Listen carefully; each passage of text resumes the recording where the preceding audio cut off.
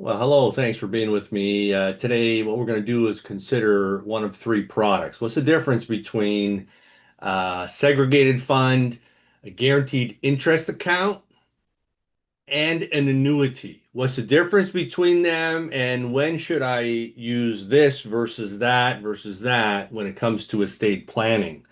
Should I use one of them, none of them, or maybe a few of them in my overall financial and estate planning strategy?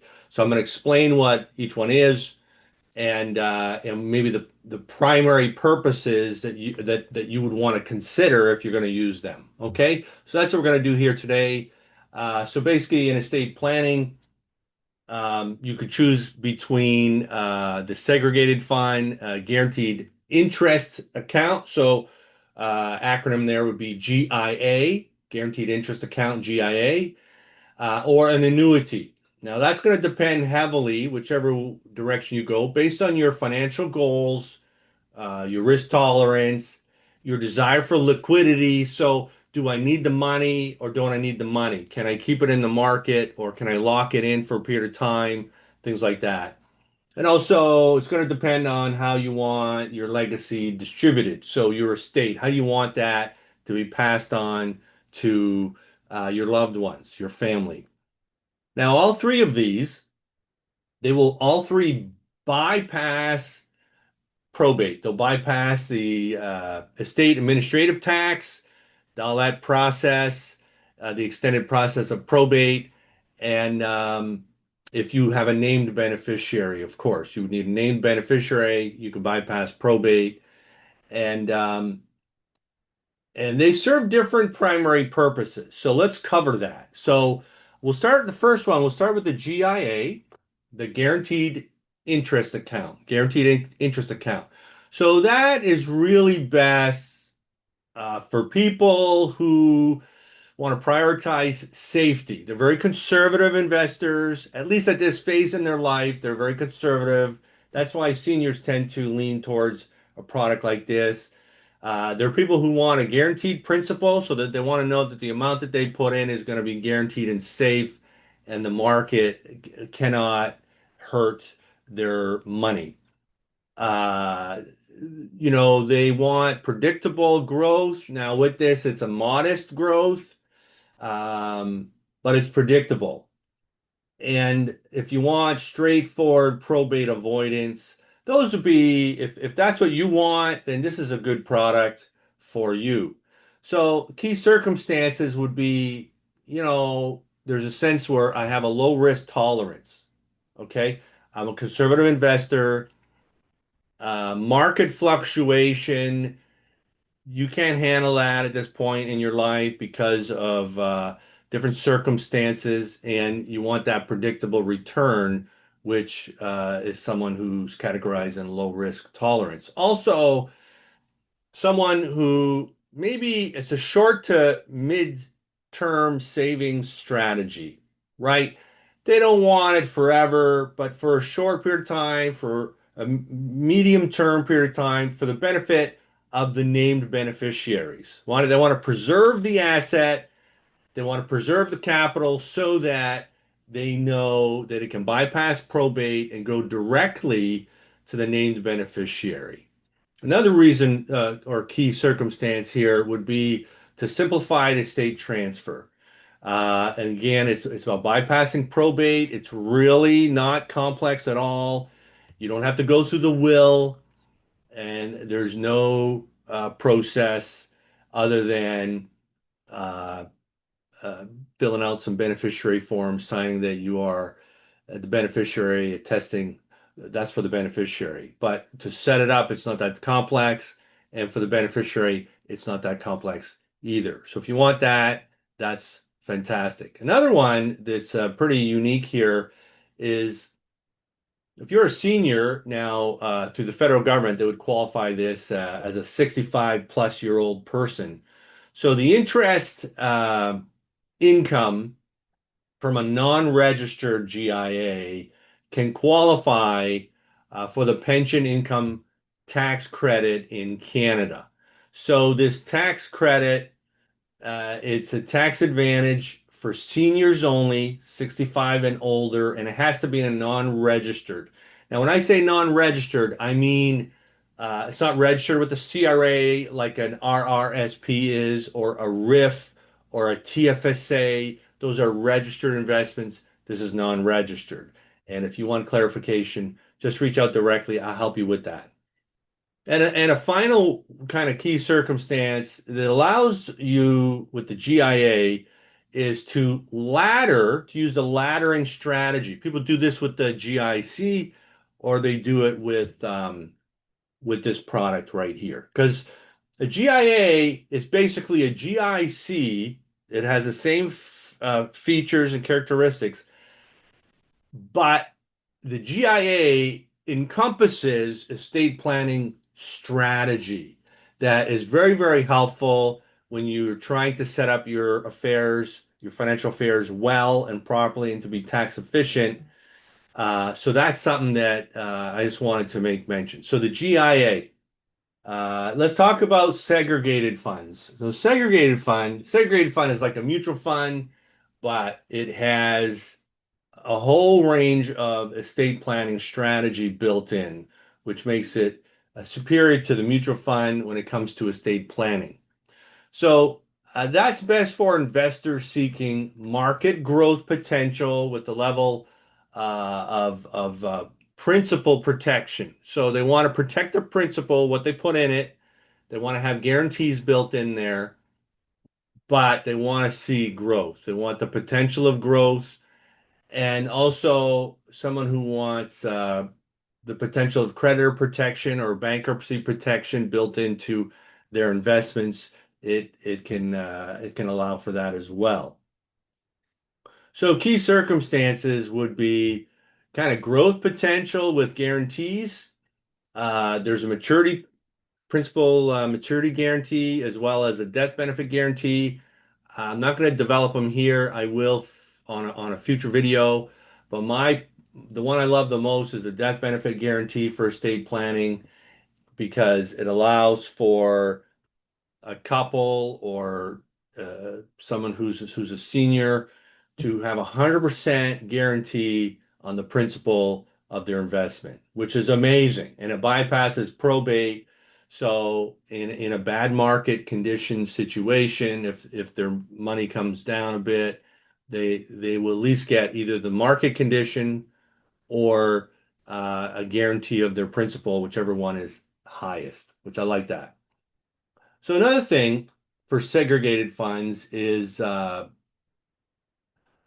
estate planning with investment exposure. So ideal for those who want their investments to potentially grow over time, but also want the funds to bypass probate and um, be paid directly to the named beneficiary. They want it to happen quickly, privately upon death, because seg funds they don't go through probate. Probate is a private. With probate, the executor will submit the will to the Ontario Supreme Court of Justice, which is public. So at some point, you could send a request to them with a fee, and you could get a copy of anybody's will in Ontario. So this allows your money to be private. Some people have a certain size amount of money. They just don't want their family to know about it, or they just want someone in the family to have the resources, their money, but they don't want everyone else to know about it, and it becomes private. It doesn't go through the will, so no one's going to read it in the will and say, hey, you're the better, I can't believe it, and then conflict. So you avoid conflict within family with this product.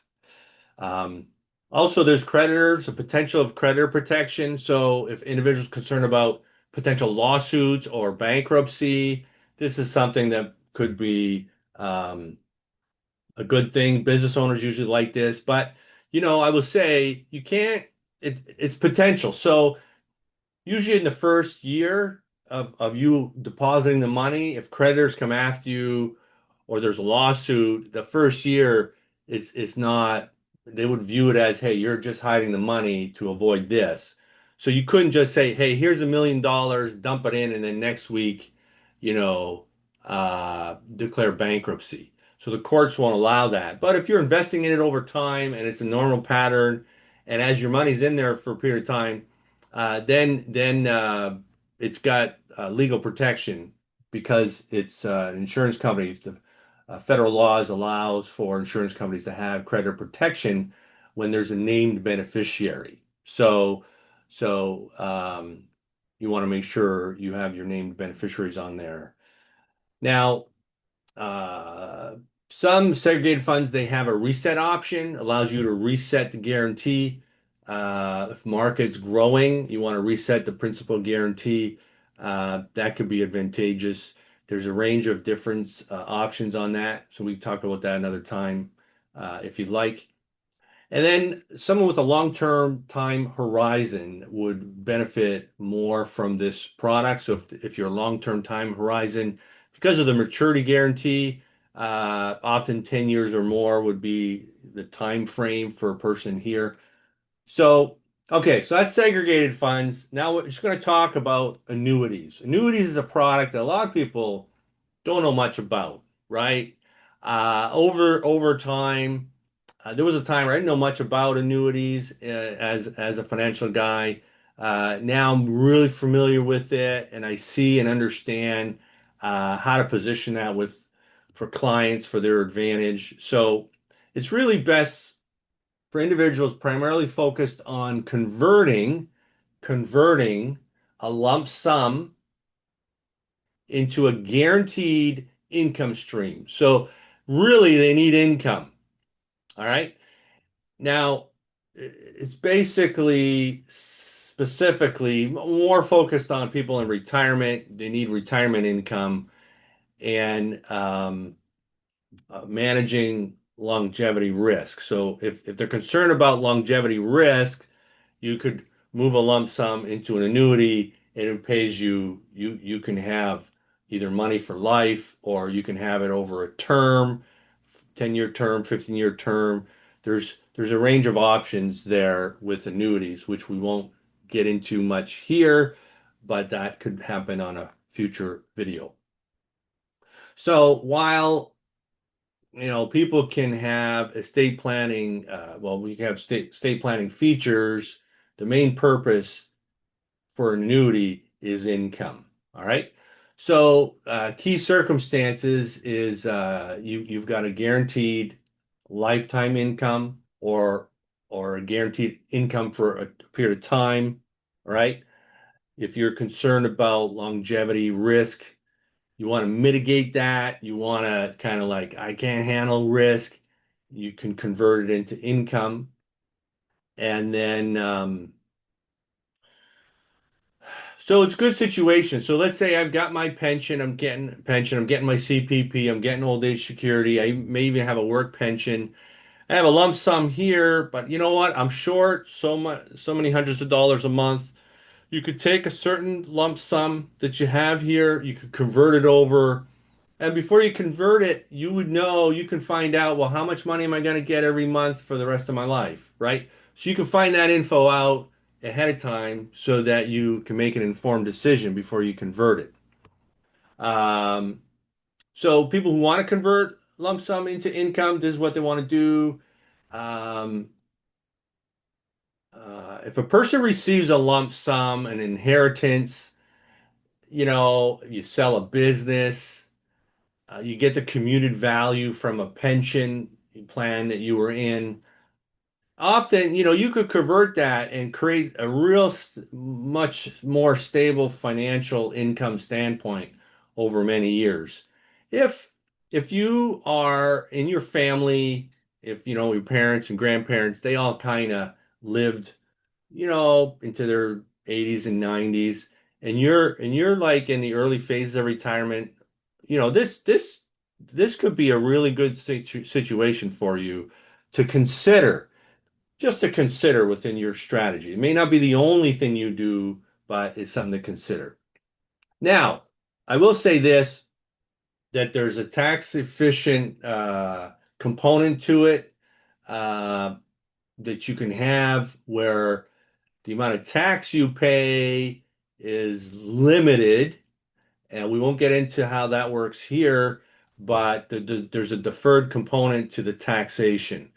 And you do pay a little bit of tax every year, but it's not the full amount that, if you receive $6,000 a year, you're not taxed on 6,000, may just be 2,000, right? That's considered taxable income. So that's kind of cool. And I like showing that to clients so they can see that. And that may be an advantage to you. Maybe a better advantage than putting it into an RSP, converting it over to a RIF, because then there's higher tax implications when you receive income from a RIF compared to an annuity. So also, circumstances where the structured payout to the beneficiary is something that you want to consider in terms of how that works. All right. So, in summary, you choose the GIA for guaranteed safety, for predictable returns, and efficient probate-free transfer of funds, um, where growth is a secondary matter. Growth is secondary to preserving your money. So if preserving your money is more important than growth, this could be for you.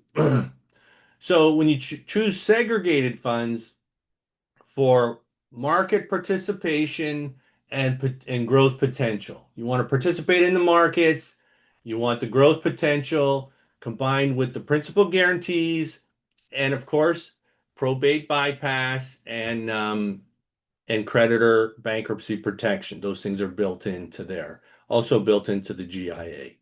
And then choose the annuity primarily to convert a lump sum into a guaranteed income stream, addressing longevity risk and providing financial stability in retirement while you have, estate features. Their core strength is income generation here. So for the annuity.